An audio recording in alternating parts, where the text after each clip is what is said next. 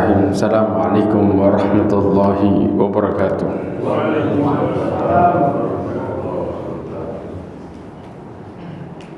Innal hamdalillah nahmaduhu wa nasta'inuhu wa nastaghfiruh wa nastahdihi wa na'udzu billahi min shururi anfusina wa min sayyiati a'malina man yahdihillahu fahuwal muhtadi wa man yudlil falan tajida lahu waliyyan mursyida. Asyhadu an la ilaha illallah wahdahu la syarika lah wa asyhadu anna Muhammadan abduhu wa rasuluh. Qala Allah ta'ala fi kitabihil karim, a'udzu billahi minasyaitonir rajim. Ya ayyuhalladzina amanu taqullaha haqqa tuqatih wa la tamutunna illa wa antum muslimun. Amma ba'd. Ma'asyiral mu'minin rahimani wa rahimakumullah. Alhamdulillah, kita bersyukur kepada Allah Azza wa Jalla dengan segala kenikmatan yang Allah berikan kepada kita semua. Salawat dan salam kepada Nabi Muhammad sallallahu alaihi wasallam, khairul anbiya'i wal mursalin, sebaik nabi dan sebaik rasul. Ma'asyiral mu'minin rahimani wa rahimakumullah. Kita hari ini akan berbicara tentang kisah Nabi Musa. Kisah Nabi Musa ini merupakan kisah yang panjang, Masya Allah. Mungkin kita akan berbicara lebih dari 8 pertemuan, karena memang kisahnya panjang dan banyak pelajaran banget di dalam kisahnya Nabi Musa. Ya, dari mulai Nabi Musa lahir, nikah sama Nabi Musa dengan Fir'aun, kemudian Nabi Musa bagaimana dengan kaumnya setelah selamat dari Fir'aun, terus kemudian bagaimana Samiri dan lain sebagainya. Kita akan ketemu banyak hal. Nabi Musa ketika kemudian Allah berikan kaumnya makanan dari langit, kemudian bagaimana kaumnya protes dan panjang ya kawan. Ya, kemudian bagaimana Nabi Musa mengambil wahyu dari Allah Azza wa Jalla di bukit Tur Sina. Itu kisah-kisahnya tersendiri semuanya. Maka kita akan kisah ini lumayan panjang kita bicara. Sekarang sebelumnya para ulama sepakat bahwa antara zaman sebelumnya Nabi Musa siapa? Dan kita sudah pelajari nabinya. Nabi Yusuf. Nabi Yusuf, sahih. Sebelum Nabi Musa itu Nabi Yusuf. Antara Nabi Yusuf dengan Nabi Musa kondisinya sangat panjang. Ada yang tahu berapa? Ada yang mengatakan 1 abad, 100 tahun kosong. Ada juga yang mengatakan 4 abad. Dan ini disebutkan di dalam tafsir Qurtubi. Anda bisa buka. Kemudian suku yang menguasai Mesir di zaman Nabi Yusuf namanya suku Hyksos.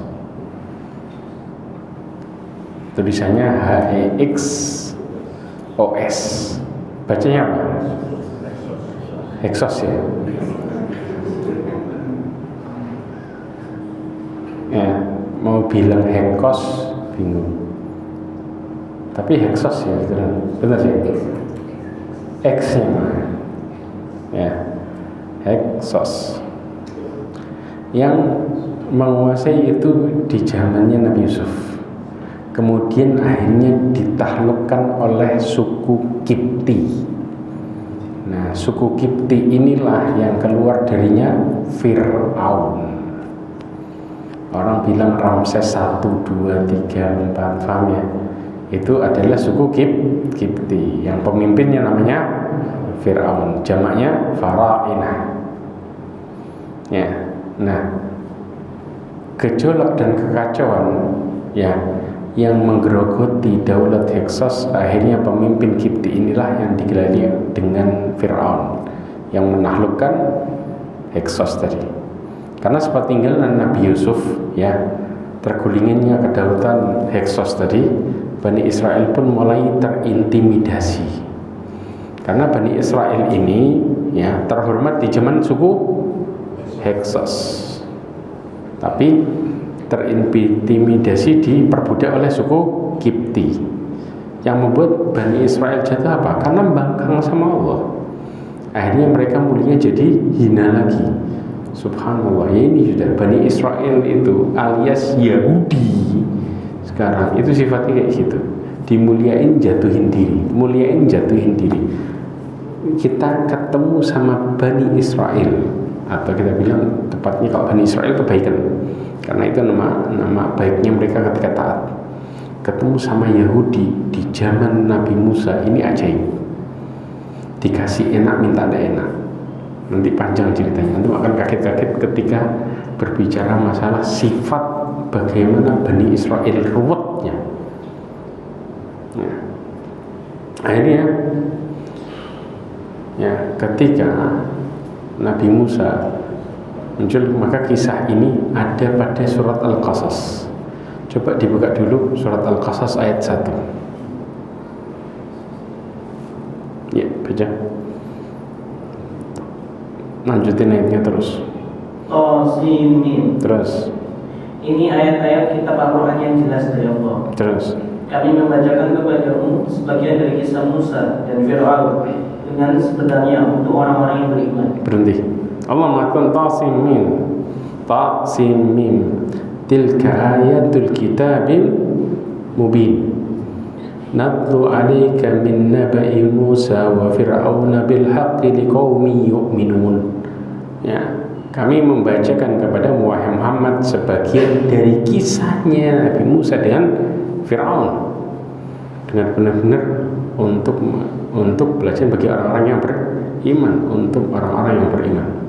Maka ya ikhwah, kisahnya Nabi Musa ini subhanallah, Allah sebutin kisahnya Nabi Musa sama orang yang paling pembangkang di muka bumi.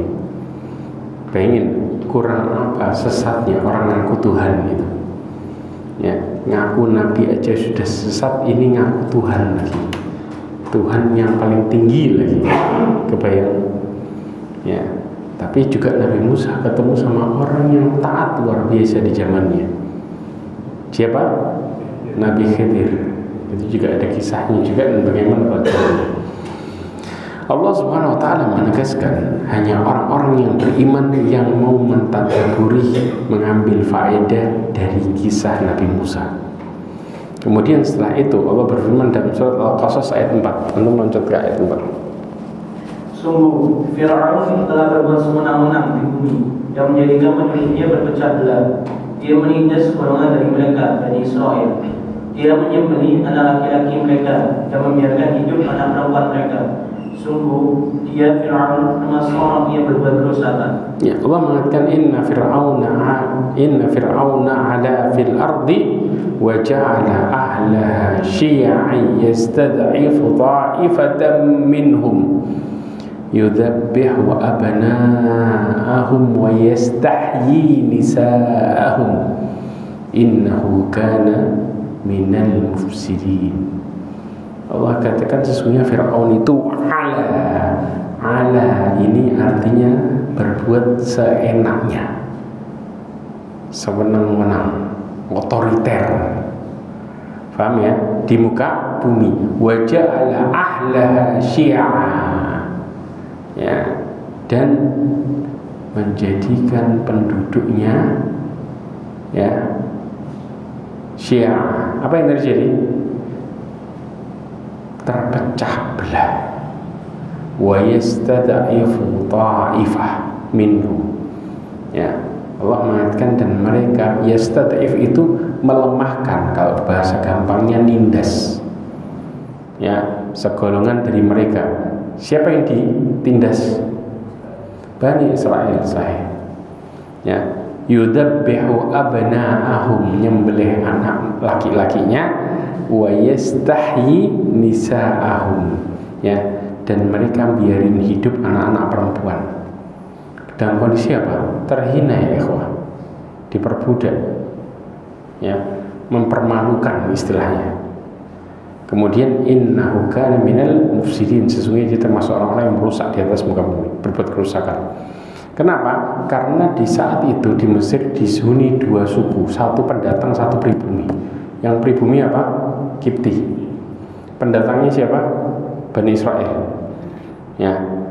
Kemudian pada waktu kisah Nabi Yusuf kita tahu bagaimana Bani Israel ini mereka berpindah dari tanah Kan'an yaitu Palestina menuju ke Mesir. Ya. Fir'aun pun memimpin suku Kipti dan menguasai Mesir di zaman Nabi Musa.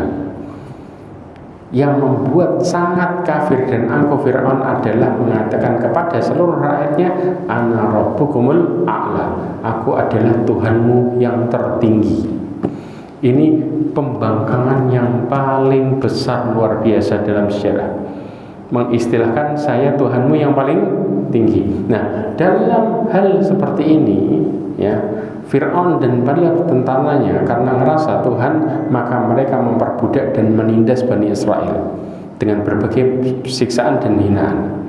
Dan yang membuat mereka membunuh anak laki-laki Bani Israel karena dikatakan sama para dukunnya Fir'aun. Jadi Fir'aun ini berkuasa karena dibackingi istilahnya sama para dukunnya. Dan dulu mereka itu paling takut sama sihir. Jadi di zaman Fir'aun yang sangat berkuasa adalah sihir. Para penyihir itu memiliki sudut pandang sangat terhormat dan ditakuti. Makanya Nabi Musa pun mukjizatnya adalah dalam bentuk bisa merubah sesuatu sebagaimana para penyihir yang mereka hanya menyihir mata aja. Tapi kenyataannya ketika mata ini kalau nggak tersihir ngelihatnya tetap biasa. Ya, tapi Nabi Musa Allah tampakkan sebenar-benarnya, bukan sekedar main sihir atau bagaimana, tapi Allah rubah dengan perubahan yang benar, yang asli, tongkat jadi ular beneran. Ya. Nah, dalam posisi yang seperti ini, gara-gara dikatakan sama penyihir karena nanti akan ada laki-laki lahir yang akan menggulingkan Fir'aun dan singgasananya.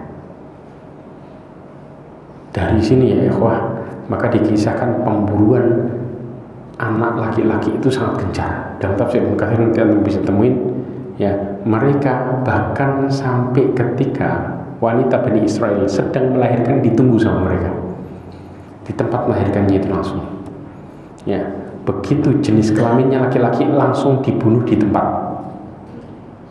Tapi kalau kelaminnya perempuan maka dibiarkan hidup. Antum kebayang setiap ibu hamil menderita dan ketakutan. Ini yang terjadi. Laki-laki bunuh tempat, perempuan biarin. Terus seperti itu. Jadi mereka gencar untuk ngawasin siapa? Bani Israel setiap hari. Dan pasukannya Fir'aun ini gerilya terus. Antum bisa bayangin kan? Ya. Maka hal yang paling takutkan mereka anak laki. Lahir anak laki mereka kaget, loh kok laki, langsung diambil sikat. Dan Allah Subhanahu wa ta'ala mentakdirkan Nabi Musa akan terlahir setelah pemburuan ini mulai digencarkan. Jadi pas lagi digencarkan Nabi Musa lahir. Dan kisahnya Nabi Musa tentang lahirnya ada keajaiban kalau antum tahu. Jadi bukan sekedar alasan Nabi Musa lahir selamat gitu aja, enggak, tapi dalam setiap titiknya itu ada pelajaran besar yang dimana Allah membuat mindset kisah ini, alur kisahnya benar-benar alur yang dibuat alami. Jadi Nabi Musa sampai masuk ke istananya Fir'aun terlihat alami, bukan kemudian dalam posisi mereka nggak sadar. Bagaimana alaminya? Coba perhatikan kisahnya. Ya, ketika Nabi Musa akan terlahir, ya di dalam tafsir Ibnu Katsir disebutkan pemburuan ini gencar sementara saudara kandungnya yaitu Harun itu terlahir sebelum adanya pemburuan. Ya, berarti kakaknya siapa, adiknya siapa?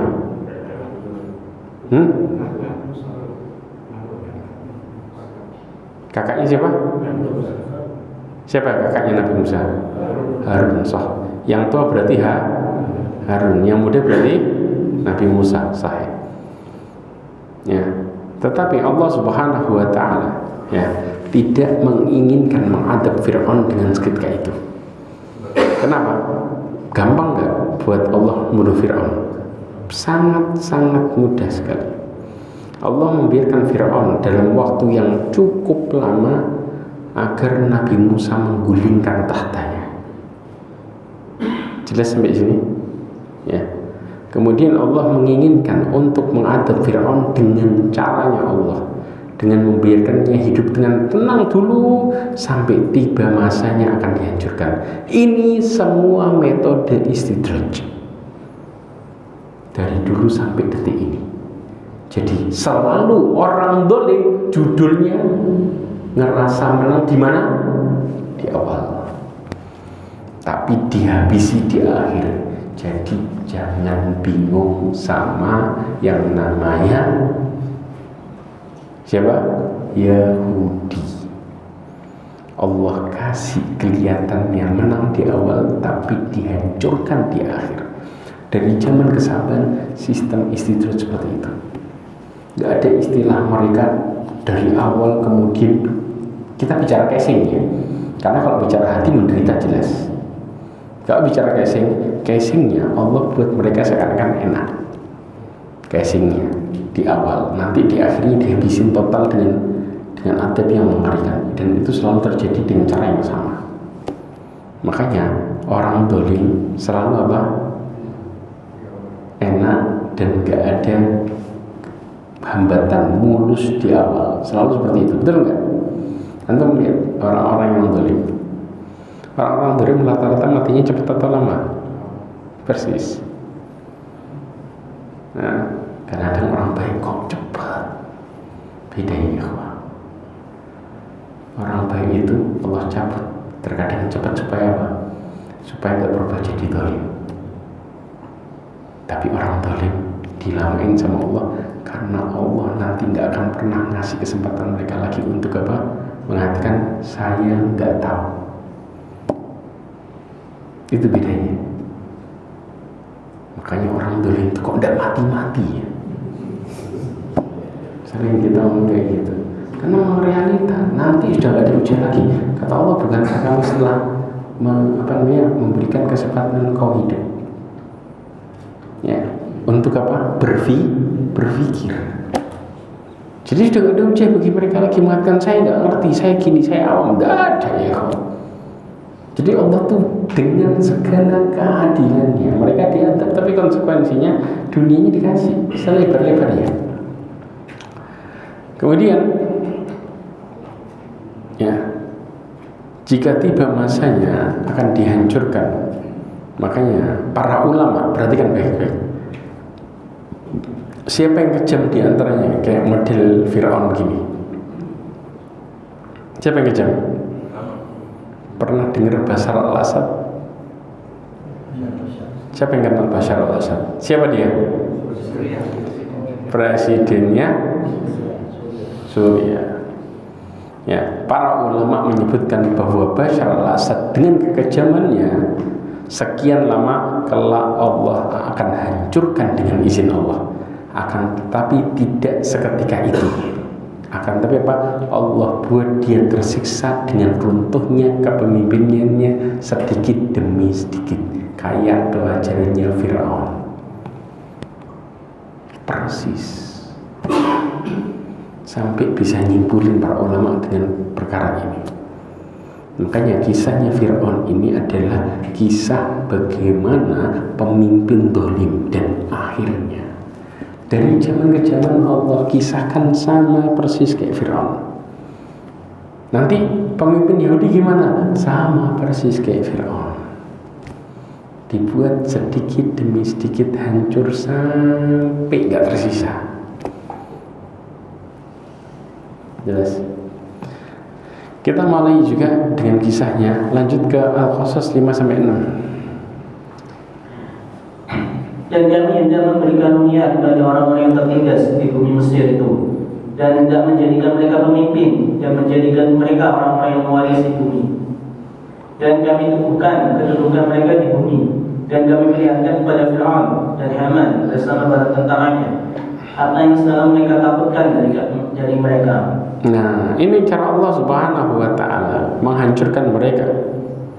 Allah mengatakan wa nuridu an namunna 'alal ladzina stud'ifu fil ardi wa naj'alahum a'immatan wa naj'alahumul warithin.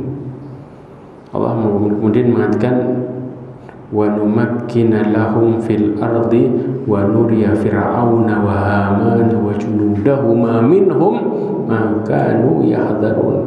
Jadi Allah tampakkan secara jelas di depan mata mereka sendiri kehancurannya sedikit demi sedikit. Apa yang mereka takutkan selama ini Allah tampakkan secara jelas. Itu cara Allah membalas orang-orang zalim, yang dimana mereka nggak bisa ngelak sama sekali. Antum bisa bayangin, kok hancur. Padahal sudah kayak gini, padahal gini. Jadi hidupnya dipenuhi dengan apa? Ketakutan. Dan Allah wujudkan ketakutannya. Beda sama orang mukmin. Kalau orang mukmin, ketakutan yang terjadi dalam hidupnya Allah berikan rasa aman. Paham? Allah memberikan mereka dilindungi dari rasa takutnya. Itu istilahnya. Makanya Allah mengatakan la khaufun 'alaihim wa lahum yahzanun. Tapi beda dengan orang-orang pembangkang. Allah akan wujudkan apa yang mereka takutkan. Mana yang lebih ngeri? Takut di awal kemudian dikasih aman, atau ditampakkan takutnya? Takut dan realita. Ketakutan dari segi perasaan dan juga Allah tampakkan dari segi kenyataan. Ini adab ya ikhwah.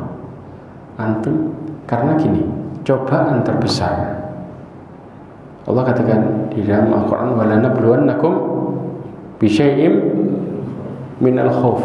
Jadi disebutkan dalam Al-Quran bahwa cobaan terbesar manusia, yang paling manusia hadapi terbesar adalah rasa takut.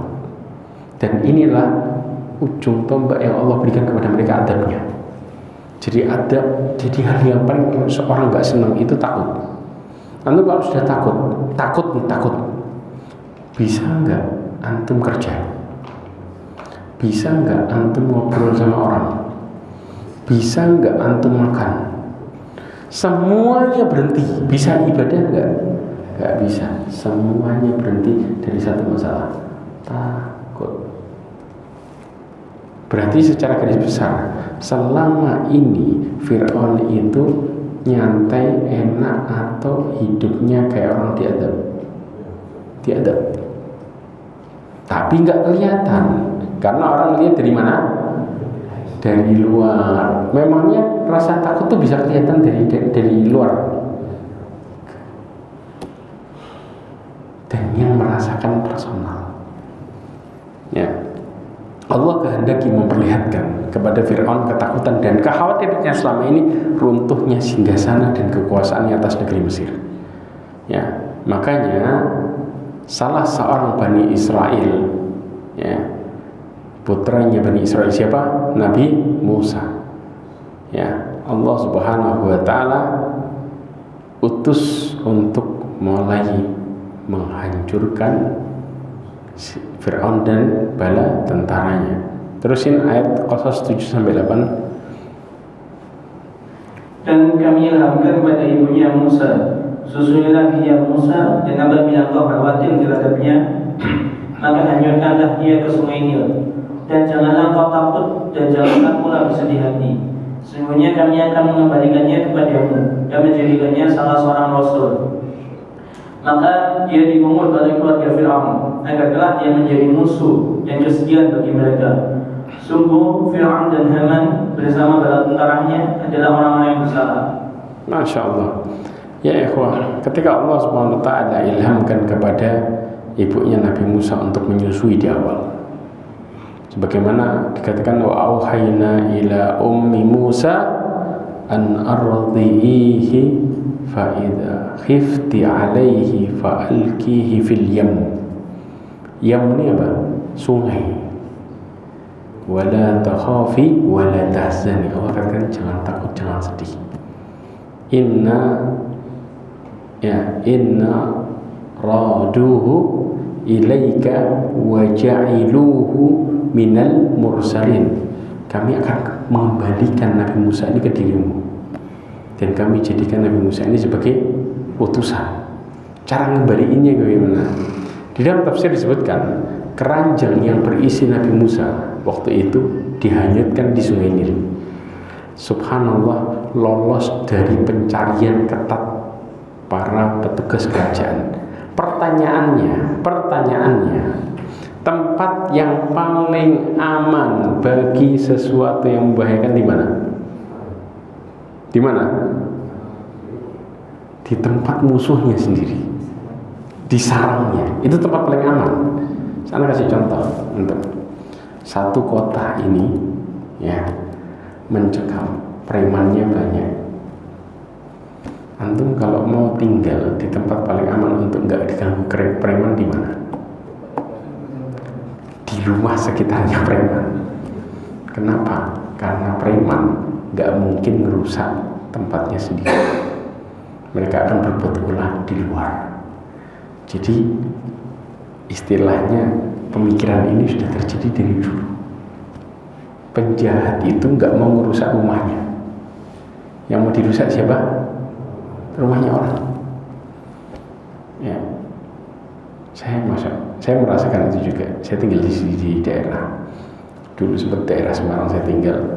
Ya, di mana daerah Semarang itu masya Allah premannya di sana.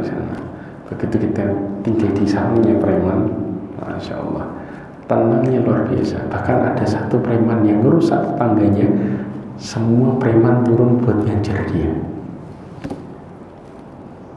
Kebayang tuh, karena prinsip jangan buat ulah di tempat sendiri itu sudah berjalan dari lama. Ya, dimana preman itu juga punya apa? Punya empati. Sejahat-jahatnya mereka punya perasaan, jangan rusak rumah sendiri. Ini tempat tinggal, istilahnya gitu. Jadi kesalahan terfatal adalah ketika merusak tempat sendiri, maka mereka semua akan jengkel. Padahal mereka penjahat semua. Istilahnya seperti itu. Jelas ya. Kemudian akhirnya ketika lolos dari kerajaan sampai melewati istana Firaun. Waktu itu ada istrinya Firaun yang namanya siapa? Asia. Asia ini adalah istri Fir'aun yang salehah. Bayangin, Allah buat orang wanita salehah di tengah-tengah penjahat.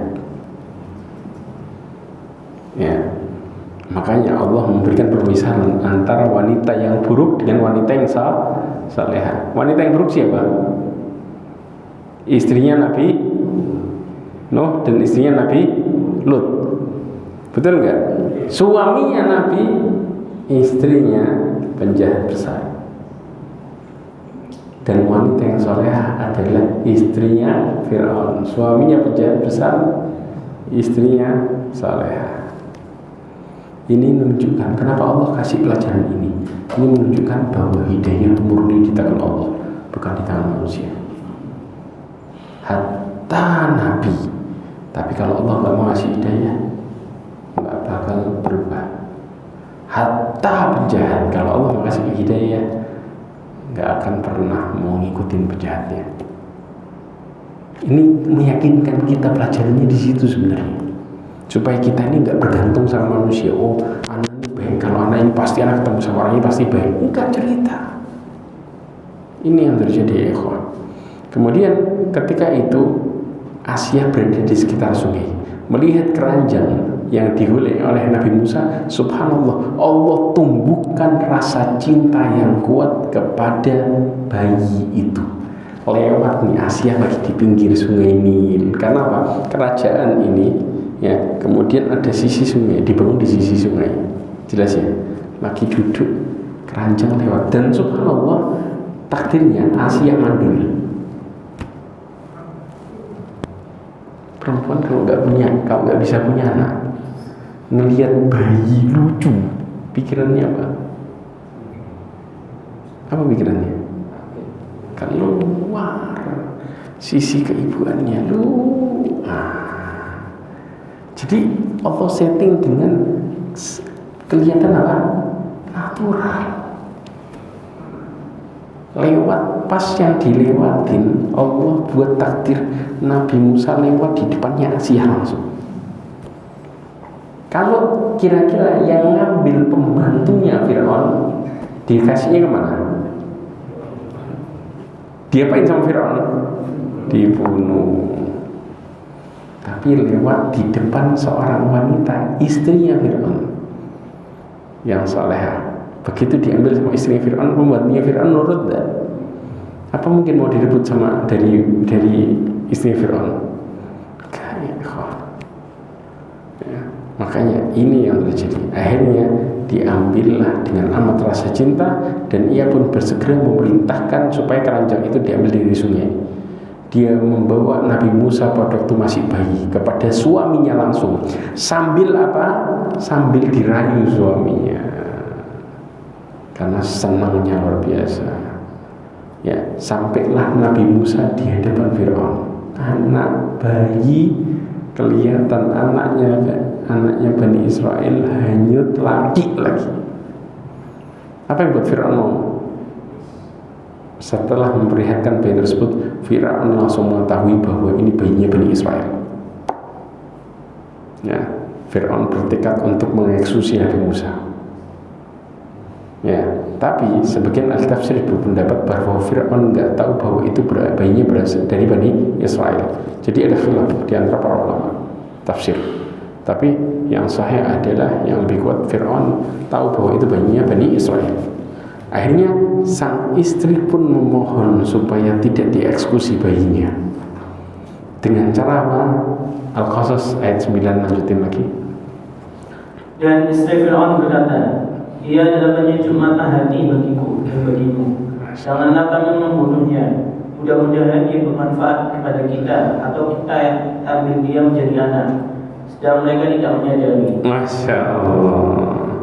Karena sudah Allah buat cinta mati, akhirnya dirayu suaminya dengan mengatakan ini buat kita bahagia. Kita ini gak punya anak. Kalau kita ngambil anak yang kayak gini, apa enggak senang? Makanya ya Asia itu mandul sampai akhirnya Fir'aun memaklumi besarnya keinginan istrinya buat punya anak.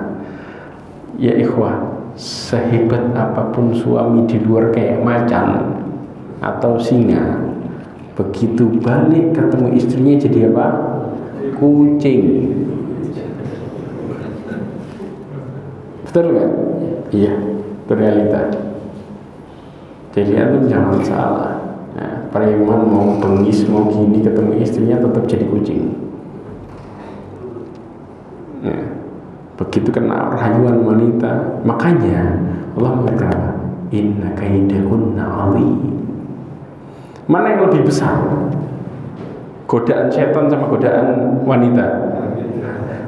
Setan itu sama perempuan cuma apa? Kalau kita bilang kayak dipur, setan duluan goda, perempuan sekali goda langsung jatuh. Oke.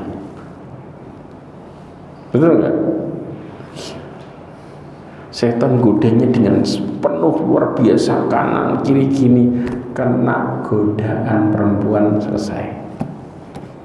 Makanya godaan perempuan lebih dahsyat berlipat ganda daripada godaan setan. Makanya kenapa perempuan jadiin sama setan senjata buat menggoda manusia? Karena itulah alat paling ampuh buat menggoda orang.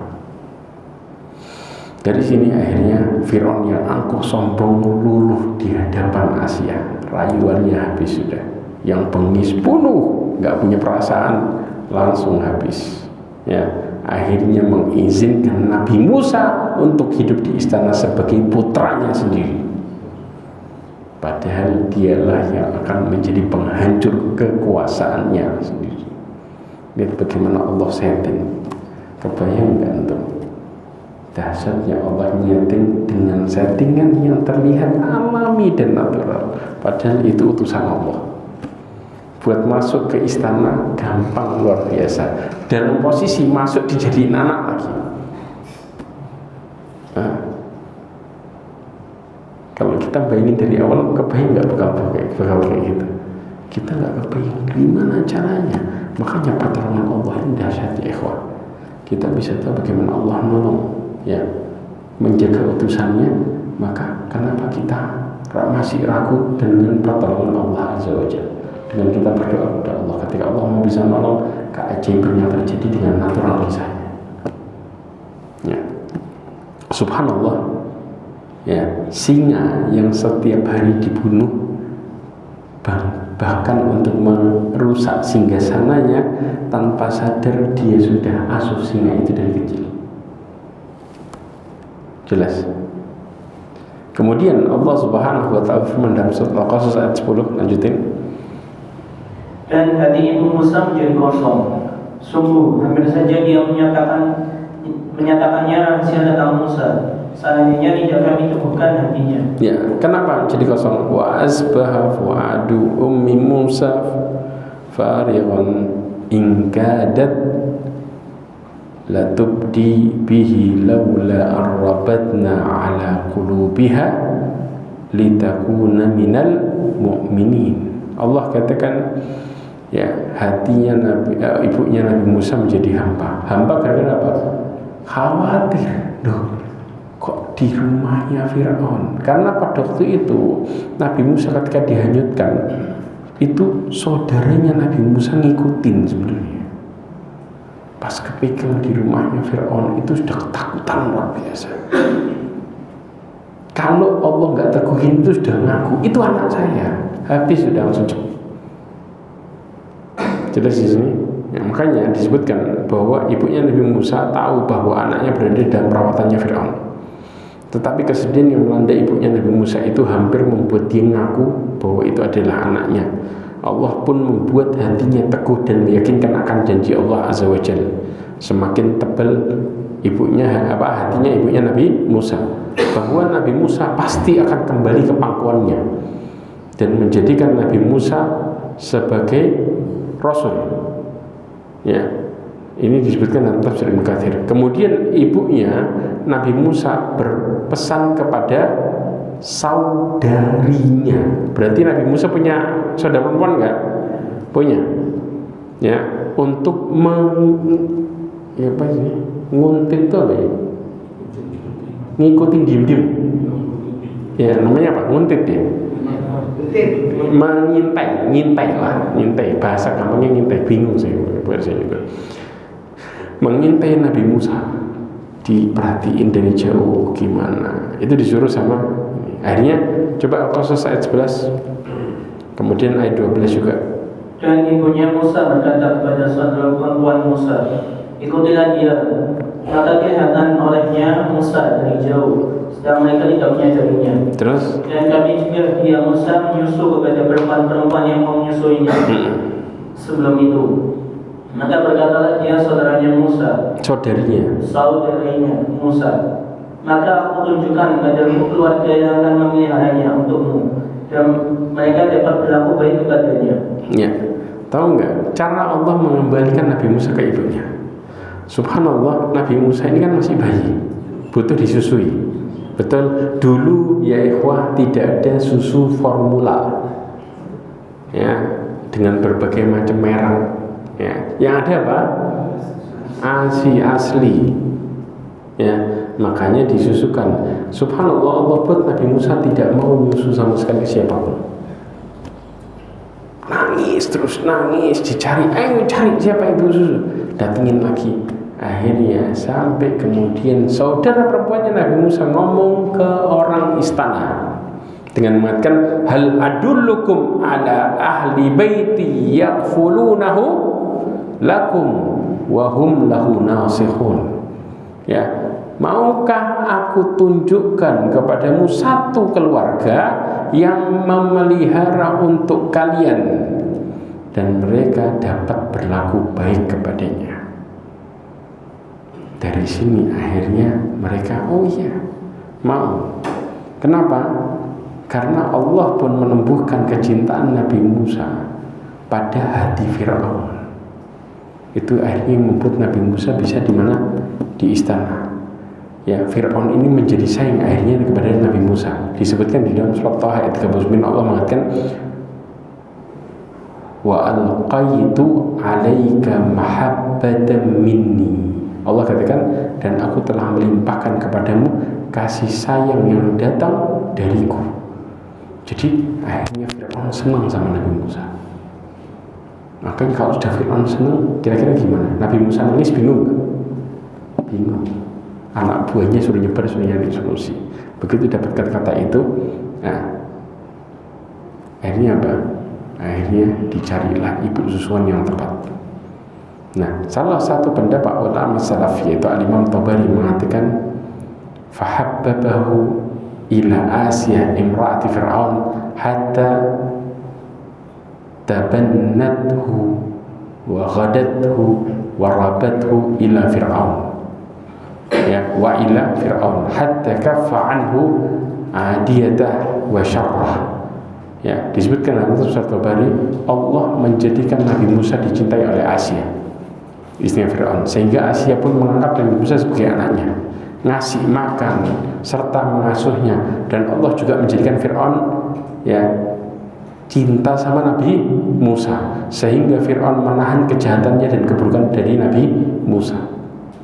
Ya, bahkan Al-Imam Qurtubi juga menyebutkan bahwa Fir'aun ya mengatakan bahwa ada riwayat yang mengatakan bahwa Fir'aun itu tidak menyukai Nabi Musa, tapi diriwayatkan secara marfu, dikatakan lau qala fir'auna na'am la amana Nabi Musa wa lakana qurrata 'ainin lahu. Seandainya Fir'aun mengatakan iya, ya, Nabi Musa sebagai penyujuk hatinya, niscaya dia akan beriman dengan Nabi Musa dan menjadikan penyujuk hati baginya. Jadi ada yang berpendapat bahwa Fir'aun itu nggak suka Nabi Musa sama Nabi Musa. Kalau suka, niscaya apa? Dia juga masuk ke dalam agamanya Allah. Ada yang ngomong seperti itu. Tapi yang lebih tepat adalah pendapatnya ya Imam Tabari bahwa Fir'aun ini menyayangi Nabi Musa dan merawatnya sebagai anak angkatnya. Sampai akhirnya ketika Nabi Musa ya membunuh salah satu pengikutnya Fir'aun, yaitu orang Kipti, yang itu yang menjadikan Fir'aun mulai benci kepada Nabi Musa. Awalnya senang banget, wallahu a'lam bishawab. Kemudian akhirnya apa? Al-Imam Ibnu Katsir mengatakan bahwa Allah Azza wa Jalla menanamkan sejak awal pada hati istrinya Nabi Musa ya layaknya bayi-bayi yang lain yang butuh untuk menyusui. Tapi anehnya Nabi Musa nggak mau menyusui kepada manapun. Ia terus menangis. Fir'aun dan Asiyahnya kebingungan. Akhirnya datang saudarinya Nabi Musa ya buat ngusulin gimana kalau ada satu keluarga yang bisa nyusuin. Akhirnya saudarinya Nabi Musa juga menjamin ini orang baik-baik. Fir'aun sama sekali tidak menyadari bahwa itu adalah keluarganya sendiri, ibu kandungnya sendiri. Subhanallah, akhirnya disusuilah sama ibu kandungnya sendiri. No, Allah balikan lagi kan. Dibalikin ini disetting benar-benar subhanallah. Allah kalau mentakdirkan ya ikhwah, indah banget. Bakal balik ke ibunya sendiri. Ya sudah, ibunya datang terhormat di istananya Fir'aun. Padahal ibunya siapa? Orang Bani Israel yang diperbudak sama orang-orang Kipti. Tapi masuk ke istana dalam posisi terhormat sebagai apa? Orang yang nyusuin Nabi Musa di tempat yang aman, ya, di mana di luar kaumnya tentaranya Fir'aun mana. Kemudian Allah Subhanahu wa taala firman ayat 13, faradatnahu ila ummihi kay taqarra aynuha wa la tahzana wa li ta'lama anna wa'dallahi haqqun walakinna aktsarahum la ya'lamun. Maka kami kembalikan dia Musa kepada ibunya agar senang hatinya dan tidak bersedih hati, dan agar dia mengetahui bahwa janji Allah telah benar. Tetapi kebanyakan mereka tidak mengetahuinya. Hikmahnya ikhwah, Allah Subhanahu wa taala lekatkan pada setiap kejadian yang tersamarkan bagi hamba-hamba Allah Azza wa Jalla, di mana ibunya Nabi Musa alaihissalam melaksanakan perintah yang amat besar, yaitu apa? Menghanyutkan putranya sendiri yang baru lahir yang sangat dicintainya di sungai Nil yang deras airnya. Antum kalau deres airnya, kemungkinan selamatnya berapa persen? Keranjang lagi. Istilah keranjang ini antum iniin guling, betul enggak? Untuk melaksanakan perintah itu butuh keyakinan kuat. Dan ini anak kandung lagi, masih bayi lagi. Berapa kuat ibu bisa ngelepasin? Jelas. Kalau dia nggak punya keyakinan, mustahil buat bisa melakukan perintah itu. Berarti ini perintah apa? Besar. Sebagaimana Nabi Ibrahim disuruh ninggalin anaknya yang namanya Nabi Ismail beserta istrinya Hajar ke tempat yang tidak ada tanamannya dan airnya. Sama nggak? Sama. Persis. Dan orang yang beriman yakin total Allah bakal jamin. Nah, yang mahal dan yang berat itu-itunya.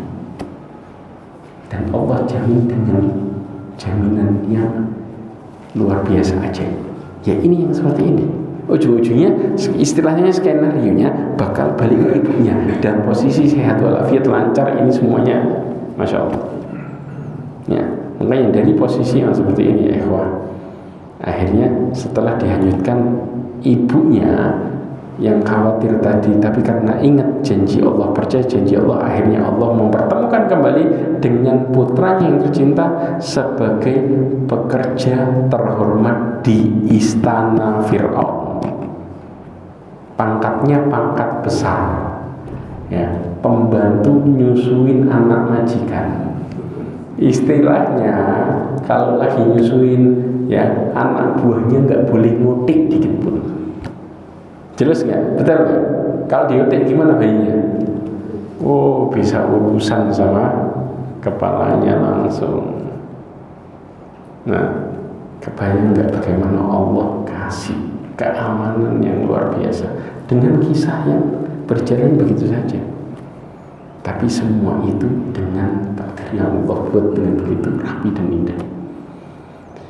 Kemudian setelah itu, padahal dia sebelumnya hidup di kampung Bani Israel tertindas lagi, berubah jadi hidup di istana terhormat. Jadi Allah angkat gara-gara menyelamatkan menjalankan perintah Allah berupa menghanyutkan Nabi Musa. Allah ganti dengan apa? Hidup di istana terhormat. Ya, berawal dari kampung yang terhina, istilahnya naik pangkatnya nggak tanggung-tanggung. Dari tamtama langsung naik ke mana? Ke jenderal. Ya. Kemudian Allah Subhanahu wa taala berfirman, lanjut lagi. Dan setelah dia Musa dewasa dan sempurna akalnya, kami anugerahkan kepadanya hikmah kenabian dan pengetahuan. Dan demikianlah kami memberi balasan kepada orang-orang yang berbuat baik. Allah mengatakan walamma balagha ashuddahu wastawa atainahu hukman wa ilma wa kadzalika najzil muhsinin. Allah katakan, dan setelah Nabi Musa cukup umur dan sempurna akalnya, kami berikan kepadanya hikmah kenabian dan juga pengetahuan. Dan demikianlah kami memberi balasan bagi orang-orang yang berbuat baik. Nabi Musa itu tumbuh di kerajaan Fir'aun sebagai anak yang cerdas dan kuat. Siapa yang enggak senang coba anak angkatnya kayak gitu? Dan ia dikenal sebagai putra angkatnya Fir'aun yang hebat. Ya, disebutkan di dalam tafsir Qurtubi, dan ini juga disebutkan dalam tafsir Tabari, bahwa Nabi Musa diangkat sebagai nabi di saat telah sempurna akalnya dan dewasa. Berapa umurnya? Laki-laki itu dewasa dan sempurna akalnya umurnya berapa? 40 tahun. Rasulullah diangkat sebagai nabi berapa umurnya? 40 tahun. Antum harus paham dengan baik. Makanya puncak kedewasaan laki-laki di umur 40. Tapi kalau wanita dewasanya kapan? Ketika haid. Makanya beda. Tapi perempuan ini terkalahkan dengan perasaan. Jadi begitu ngadepin perasaan baru berbeda sikap dia. Tapi kalau nggak berkaitan dengan perasaan, lebih dewasa daripada lagi, karena laki-laki itu di umur 40 baru jadi orang bijaksana. Jelas ya, ini yang terjadi. Makanya beda perangai. Kalau masih di bawah, apalagi umur 30-an itu masih egonya masih lumayan kuat ya. Tapi kalau sudah umur 40, makanya para nabi itu diangkat umurnya rata-rata mencapai berapa? 40 tahun. Sehingga bisa disimpulkan bahwa Nabi Musa hidup bersama Fir'aun kurang lebih berapa tahun? 40 tahun. Kebayang tuh ya, hidup di sarang musuhnya 40 tahun ya.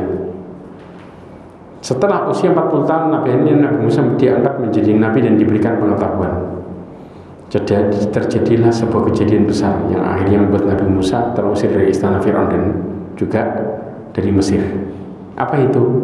Ketika bunuh salah satu orang Kipti, dan bunuhnya pun gak sengaja. Kenapa? Cuman mukul sekali ya. Kita kalau cuma mukul sekali, buru-buru rumah sakit, paling mentok apa? Klinik. Betul nggak? Nggak sampai rumah sakit, ini langsung kuburan. Dan antum tahu kuatnya Nabi Musa. Pada waktu Nabi Musa mau nikah ya sama perempuan yang Masya Allah baik-baik, itu perempuan ini karena waktu di Nabi Musa itu nikah sama orang Madian. Paham ya? Nikah sama dari Mesir ke Madian. Antum bayangin ya. Nah, Nabi Musa itu nikah sama orang Madian, dan orang Madian ini laki perempuan campur baur. Karena ketemu sama ini perempuan yang di sini nama Nabi Musa di mana ketika mau ngambil air di sumur. Antum bayangin. Nah, ketika mau ngambil air di sumur, perempuan ini biasanya cuma ngambil air bekas tumpahan orang-orang ngambil air di sumur. Kenapa? Karena nggak mungkin kalau nggak berbaur. Jadi setelah orang ngambil air di sumur, ditutup lagi sumurnya. Sumurnya yang ditutup lagi itu yang bisa buka adalah 7-10 orang. Saking beratnya tutup sumur itu. Akhirnya untuk dia nggak campur baur, ngambilin dari sisa orang yang tumpah-tumpah. Nah, begitu sudah orang itu pergi dan nutup, Nabi Musa bantu mereka buka tutup sumurnya, sendirian dibuka, dilepas. 7-10 orang cuma butuh 1 orang tok. Nabi Musa tidak pakai ngos-ngosan lagi. Orang yang kuatnya kayak gitu, mukul 1 orang berangkat langsung ke kuburan, kurang apa coba? Antum tahu malaikat? Nanti ada kisah juga. Di mana malaikat ketika mau nyambut datang ke Nabi Musa, mau nyambut namanya Nabi Musa, dipukul sama Nabi Musa, matanya keluar, matanya copot, sampai akhirnya dia malaikat ini ngadu sama Allah, Allah kembalikan lagi matanya. Ini luar biasanya Nabi Musa. Jadi jangan heran gimana kekuatan Nabi Musa. Jadi sepanjang nanti kita akan ketemu bagaimana kuatnya Nabi Musa. Kebayangnya. Nah, jadi kira-kira wajar nggak kalau mukulnya Nabi Musa biasa itu kayak 10 orang mukul? 10 orang mukul 1 orang, 10 orang ngeroyok 1 orang. Kira-kira rumah sakit atau kuburan? Hah? Kuburan. Jadi antum ditulit gini istilahnya, jerit kayak dipukul.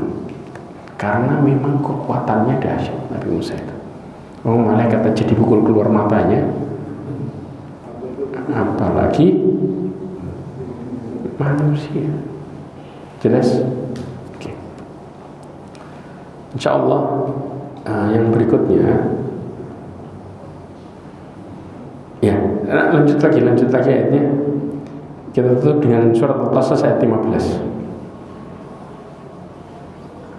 Dan dia Musa masuk ke kota. Ketika penduduknya sedang lengah, maka dia mendapati di dalam kota itu 2 orang laki-laki sedang berkelahi. Yang seorang dari golongannya Bani Israel dan seorang lagi dari pihak musuhnya kaum Fir'aun.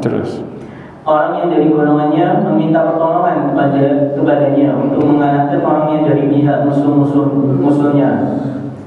Lalu Musa menunjuknya dan matilah musuhnya itu. Dia Musa berkata, ini adalah perbuatan setan. Sungguh, dia setan itu adalah musuh yang jelas menyesatkan. Ya, Nabi Musa ini mukul sekali pukulan buat orang itu meninggal. Diriwayatkan dalam Imam Muslim, ya, ketika dalam hadis yang sahih, ya, riwayat Imam Muslim, tatkala malaikat menjelma menjadi manusia, mendatangi Nabi Musa, kemudian Nabi Musa tidak mengenalinya, akhirnya sama Nabi Musa ditampar. Beda ya, beda ya, nampar sama mukul. Kuatan mana mukul sama nampar? Mukul. Ini cuma ditampar tok. Ya, ditampar sekali tamparan, ya, sampai keluar matanya dari kepalanya.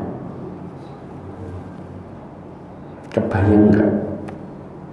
Nah, namparnya aja mata keluar, mukulnya berangkat. Ya. Inilah bagaimana kemudian Nabi Musa, dan Nabi Musa merasa bahwa matinya orang tersebut, Nabi Musa merasa ini dosanya, kesalahannya, padahal nggak sengaja. Jadi para ulama menjelaskan, ada yang mengatakan bahwa ini bukan dosa besar, karena Nabi Musa tidak ingin membuat orang itu mati, tapi kepingin apa?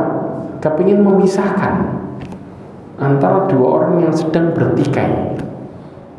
Ya, makanya kemudian dipukul ini dengan tujuan supaya bisa nggak bertikai, berhenti, jadi menengahinya, istilahnya seperti itu. Tapi qadar Allah, memang kekuatannya Nabi Musa menjadikan orang itu akhirnya mati karena saking kuatnya luar biasa. Ya, ini yang membuat Nabi Musa menyesal seumur hidup, sampai ketika nanti di hari kiamat, ketika mana para manusia meminta kepada Nabi Musa, maka Nabi Musa mengatakan nafsi nafsi, ya, sesungguhnya aku dulu telah membunuh.